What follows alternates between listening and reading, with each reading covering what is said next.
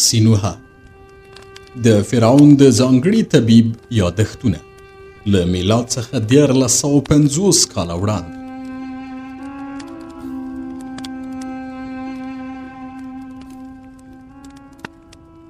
اتم څپرکی. زه د بېوزلو ډاکټر شوم.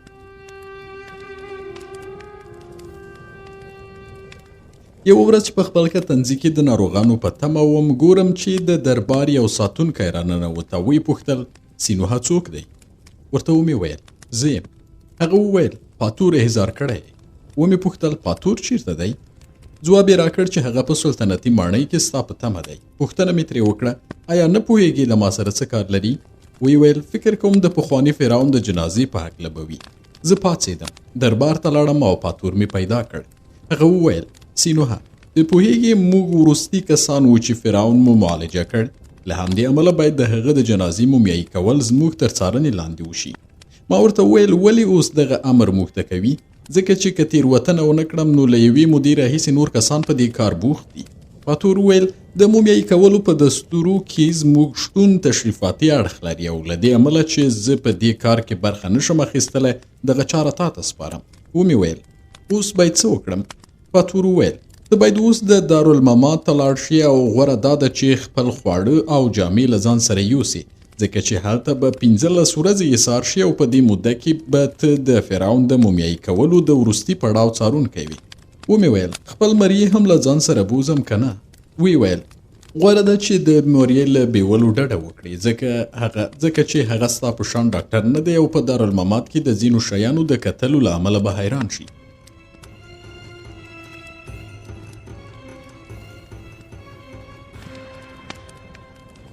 زه چې ډاکټر یم تر هغه وخته مې فکر کاوه چې د مرګ په هکله چې کوم شی د کتلو وي هغه مې لیدلی دي. فکر مې کاوه چې داسې شی به نه وي چې له مرګ سره تړاو ولري او ما له نږدې نه وي لیدلی. د دغه کتاب په سریزه کې مې وویل چې موږ مصري ډاکټران د جنازو مومیایي کول د طبي علومو برخه نه بولو، ځکه چې دغه کار هغه عمل دی چې تخصص نه درلودونکی یې هم کولی شي. خو کله چې دارالممات ته لاړم پوه شوم چې سخته تېروتنه مې کوله او زما تېروتنه له دې امله وه چې د ټولو مصري طبیبانو په شان ما هم تخصص په هغو کسانو پورې اړوند باله چې د دارالحیات له پوهنځي خلاص شوي وي. موږ طبیبان له ډېرې ځانښودنې څخه فکر کوو چې د متخصص کېدا یوازینۍ لاره دا ده چې انسان د طب ښوونځي ټول پړاوونه په دارالحیات کې بشپړ کړي او که څوک دغه ښوونځی بشپړ نه کړي متخصص نشي جوړېدی.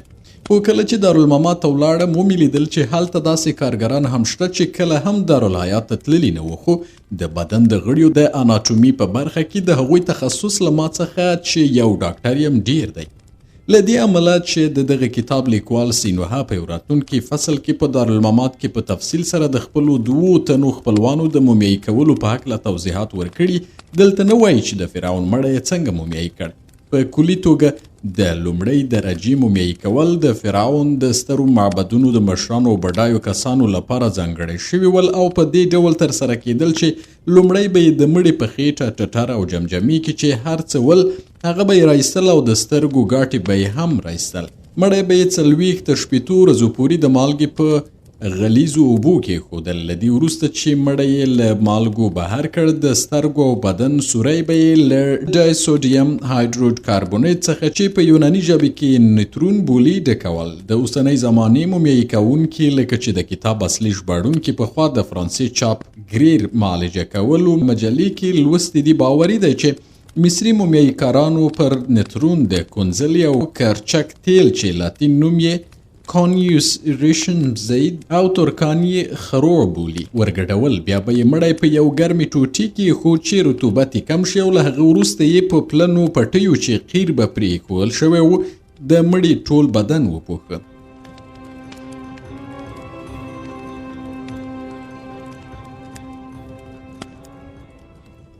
دغه پټۍ به څو ځله پر مړي راتاو شوه او د فرعون شتمنو ملایانو پر مړیو یې 7 ځله دغه پټۍ تاوولې. بیا به یې مړی له دارالممات څخه بهر کړ او د ښخولو لپاره به یې هدیرې ته انتقال کړ. ژباړونکی خپل کتنځي ته له ستنېدا وروسته مې څو ورځې ځان پاکاوه چې دارالممات بویونه له ځانه پاک کړم. دا ځل ناروغانو هم ماته مراجعه کوله او د بېلابېلو دردونو د معالجې لپاره یې د درملو غوښتنه کوله. زه ډیر ژر په طبس کې د بېوزلو او خوارانو په منځ کې مشهور شوم. دا هم له دې امله و چې هر څه به دوی د فیس په توګه راکول، منل به مې او د سلطنتي ډاکټرانو په شان کبرجن نه وم چې ووایم زما فیس سپین او سره دي. د شپې مهال به له دې امله چې زړه مې د ځوانۍ تودوخه درلوده ساقي خانې ته تلم. هلته مې له خپل ملګري توتمس سره شراب څښل او هغه به بیا د روانو حالاتو په هکله راسره خبرې کولې. د مصر فرعون دریم آمونهوتپ چې ما یې د مړي په مومیایي کولو څارنه کوله، هرم نه درلود چې هغه پکې ښخ کړي او فرعون یې په یو عادي قبر کې ښخ کړ.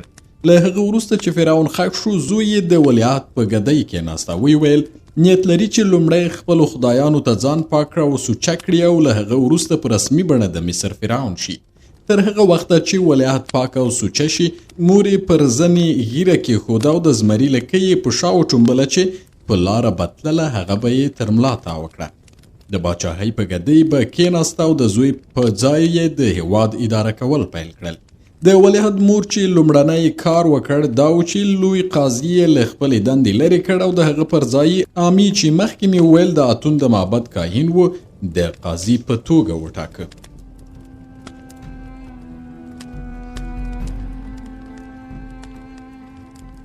عامي د قاضي په ځای او د مصر د قوانینو د ټولګي یعنی د 40 چرمي تومارونو پر وړاندې کېناست او په قضاوت بوخت شو. د دې پیښې له امله خلکو عجیب او غریب خوبونه وکتل او غیر عادي بادونه راوالوتل. 2 ورځې په طبس کې باران ورید او دغه باران د هغو غنمو یوه برخه ورسته کړه چې د نیل پر غاړه ډیری شوي ول. خو چا د دغو پیښو له امله تعجب ونه کړ، ځکه چې تل داسې کېدل او کله چې به د معبد کاهنین په قهر شول، دغه ډول پیښې به وشوي. دا ځل هم د آمون د معبد کاهنین له دې امله په قهر شوي ول چې یو نومورکی سړی یعنی عامي د ستر قاضي په توګه ټاکل شوی و. له دې سره سره چې د آمون د معبد کاهنین غوسه ول، خو عسکرو د خوراک او څښاک له پلوه کومه ستونزه نه درلوده او تنخواګانې په خپل وخت ورکول کېدې. کومه خاصه ستونزه پیښه نه شوه.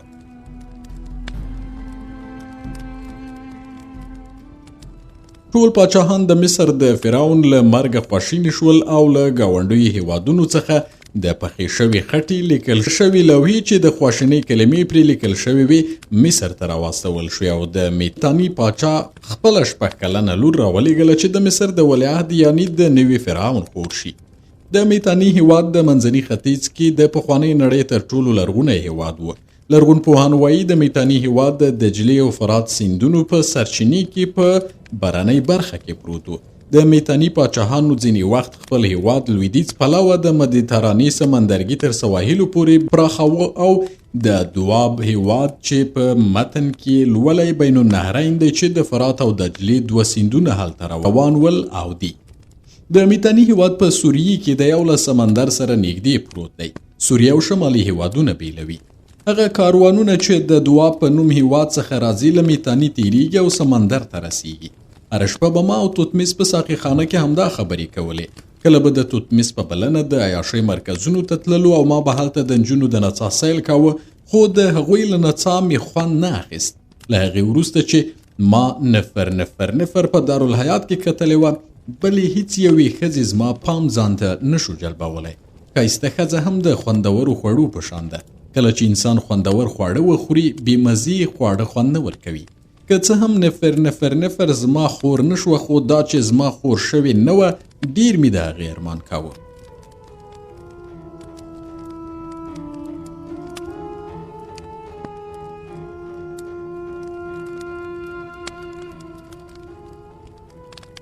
د شپې به چې کله کور ته راغلم، د شرابو په څښاک کې د افراط له امله به ډېر ژر ویده شوم او سهار به چې له خوبه راپاڅېدم، مستي به مې له اروا څخه کډه کړې وه. په یوې سترګې ړوند مریی کاپتاب به مې په لاس اوبه اچولې او تروه کبان به یې راباندې وخوړل.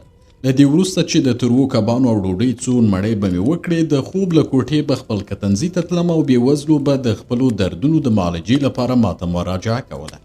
د ځینو ښځو زامن به دومره کمزوري ول چې ما به خپل مریی واستاوه چې د هغو لپاره میوه او غوښه واخلي. که مې دغه بېځایه لګښتونه نه وای کړي، شتمن شوی به وای، خو چې هر څه به مې ترلاسه کړل، یا به مې پر شرابو او عیاشۍ په کورونو کې لګول او یا به مې له بېوزلو سره مرسته کوله. یوه ورځ توتمس زما کتنځي ته راغی او ویې ویل: سین وهه، نن د یو شتمن سړي په کور کې جشن دی. څو تنو هنرمندانو ته یې بلنه ورکړې چې هلته ولاړ شي او کله چې ما ته بلنه راکړه ما ورته وویل زه به له سینوهه سره یو ځای په دغه جشن کې ګډون کوم. پوښتنه مې ترې وکړه چې دغه کس چې میلمستیا ورکوي څوک دی؟ ځواب یې راکړ هغه یوه ښځه ده خو ډېره شتمنه ښځه ده چې د سرو کړۍ د مسو د کړیو په شان خرڅوي. د طلا او مسو کړۍ د اوسنیو پیسو په شان د راکړې ورکړې وسایل ول.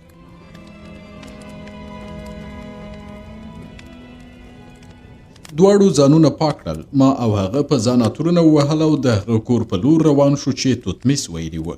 لا کور ته نه ورسېدلي چې د موسیقۍ غږ اورېدل کېده او د عطرو بوی پوزه وتخنوله. کله چې کور ته ورسېدو یوه پراخ هال ته ننوتو او ومې لیدل چې هلته د طبس تر ټولو ښکلې ښځې راټولې شوې وې. ځینې پکې له میړونو سره وې او ځینې کونډې وې. خو ځوانان او بوډاګان هم ول او د هال پر سر د مراد ورکولو خدای انځور شوی و چې سر یې د پیشو په شان دی.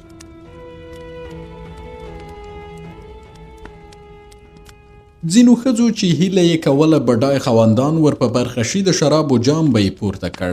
د نوموړي خدای په لور به یې اشاره وکړه او څښل به یې. په حال کې موریان د شرابو له ډکو سراهیانو سره ګرځېدل او شراب به یې په جامونو کې اچول. پر ځمکه دومره ګلان اچول شوي ول چې د کوټې غولی نه لیدل کېده. توتمیس وویل وګوره آیا چیرته او په یو وخت کې دې دومره ښکلي کتلي وي؟ ومې ویل نه. توتمیس وویل ته سره او سپین ترلاسه کولی شي او خور هم نه لري نو په دغو کې یوه ښځه خپله خور کړه. ناڅاپه د حال له منځه یوه ښځه راتېره شوه او زما پر لور راغله. څنګه یې چې سترګې پر ما ولګېدې زړه مې په درزا شو. ومې ویل توتمیس زه فکر کوم چې خدایان هم پر دې ښځې میینان دي. وګوره څنګه په لاره ځي او وګوره څومره ښکلې سترګې او خوله لري. زه حیران په دې شوم چې له دې سره چې دغه ښځه تر ټولو ښکلې ده خو نارینه پرې چاپېر شوي نه دي. توتمیس وویل دغه ښځه د دې کور میرمنه ده او دغه جشن یې د هغه خدای په ویاړ برابر کړی چې مراد ورکوي چې په دې توګه هغه ښځې چې میړونه نه لري او وکړای شي په دې جشن کې له خدایه وغواړي چې هغوی ته میړونه ورکړي او هغه چې میړونه لري هیله وکړي چې شتمن میړونه ور په برخه کړي. ومې ویل ما دغه ښځه لیدلې ده او هغه پیژنم. آیا دا نفر نه ده؟ توتمیس وویل هو. ومې ویل کله چې په دارالحیات کې وم یو ځل دغه ښځه هلته راغله او له ما سره یې خبرې وکړې. نفر ما ته نږدې شوه او دواړو ته مسکی شوه. ما په حیرانۍ سره کتل چې څنګه د هغې خوله مسکه ده خو سترګې یې نه خاندي. نفر خپل لاس د توتمیس په لاس کې ښود او د کوټې یو دیوال ته اشاره وکړه. ویې ویل زه له تا څخه ډېره خوشحاله یم چې دغه انځور دې ایستلی دی. آیا ستا اجوره یې درکړه؟ توتمیس وویل هو ما خپل مزد ترلاسه کړ. بیا یې ما ته وکتل او زه پوه شوم چې ما نه پیژني. ځان مې ورو پیژانده. ومې ویل زه سینوهه طبیب یم. ښځې وویل زه د سینوهه په نوم یو کس پیژنم چې په دارالحیات کې سبق وایه. ومې ویل زه همغه سینوهه یم. ښځې سترګې ما ته ونیولې او ویې ویل دروغ وایې ته سینوهه نه یې ځکه چې سینوهه ځوان و او د هغه په مخ کې ګونځې نه وي. خو زه ګورم چې ستا د وروځو په منځ کې ګونځې شته. سینوهه ښکلې څېره درلوده خو ستا قیافه مړاوې ښکاري. ومې ویل نفر زه هماغه سینوهه یم. که باور نه کوي زه به درته یو دلیل وړاندې کړم چې زما په هویت کې شک نه پیدا کوي او هغه دلیل همغه ګوتمۍ ده چې په دارالحیات کې دې ماته راکړه.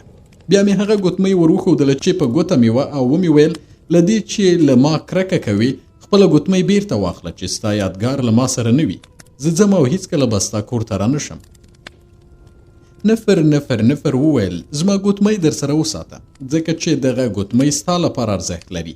لږ داسې کېږي چې زه چاته ډالۍ ورکړم او له دې ځایه هم مه ځه. کله چې زما میلمانه لاړل زه به له تاسو سره خبرې وکړم.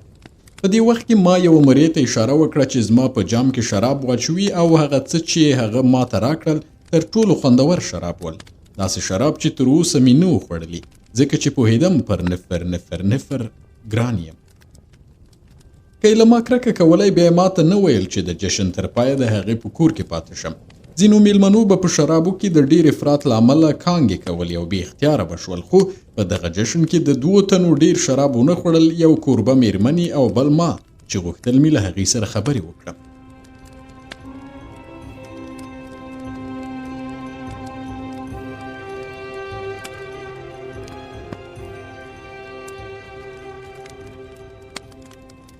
کله چې د کوټې غولی له ماتو جامونو او سراهیانو ډک شو نارینه او ښځې داسې بېخوده شول چې نور چا خبرې نه شوې کولی او نه یې څه اورېدل او سازیانو هم ساز بند کړ.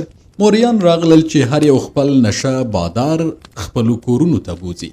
په دې وخت کې نفر ماته راغله. زه یې له حاله بلې کوټې ته بوتلم او په خپل څنګ کې کېنولم. ما ترې پوښتنه وکړه چې دغه کور ستا دی؟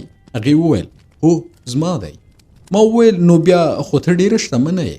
ښځې وویل په طبس کې په هغو ښځو کې چې له نارینهو سره ساعتېري کوي تر ما شتمني نشته.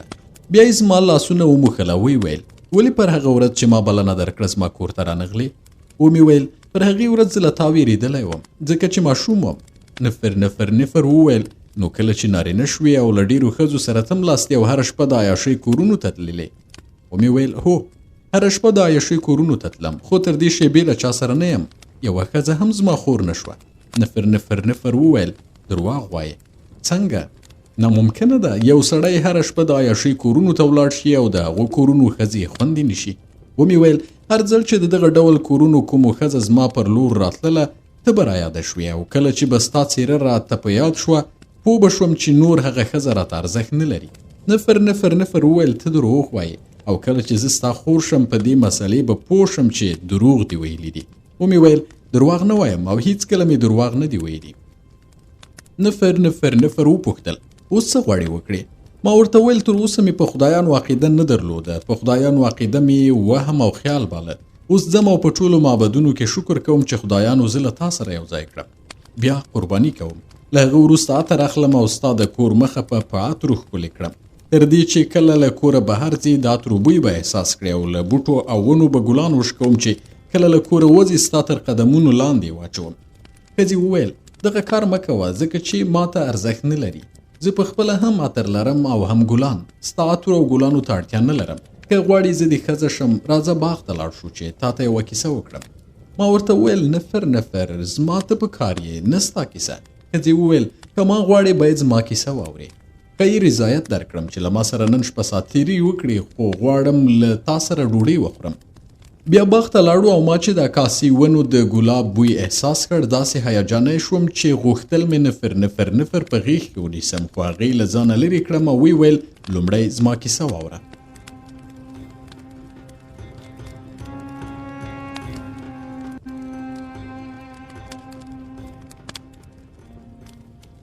د سپوږمۍ رڼا حوض روښانه کړی و. په اوبو کې ګلانو د شپې له امله خپلې خولې پټې کړې وې او د شپې مرغانو سندرې ویلې. د ښځې له امر سره سم مریې سره کړې هیلۍ او شراب راوړل او موږ خوراک او څښاک پیل کړ. هر ځل چې ما غوښتل نفر په غېږ کې ونیسم هغې به ویل صبر وکړه او لومړی زما کیسه واوره. له هغه وروسته چې زما خبره دې ومنله بیا به زه ستا خور شم. خو د ځوانۍ هیجان مجبورولم چې هغه په غېږه کې ټینګه ونیسم او د هغې کیسه په نیمایي کې پرېږدم. هغې ته مې وویل نفر آیا ممکنه ده په دې شپې کې او د سپوږمۍ په دې رڼا کې ستا خریل شوی سر ووینم؟ ښځې وویل کله چې تا موافقه وکړه چې زه به ستا خور کېږم زه به خپل ساختګي ویښتان لرې کړم او اجازه به درکړم چې ته زما خریل شوی سر لمس کړې او هغه ووینې.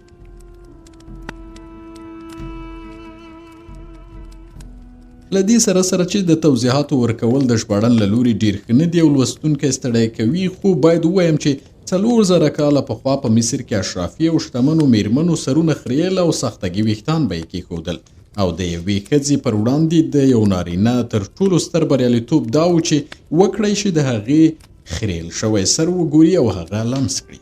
ژباړن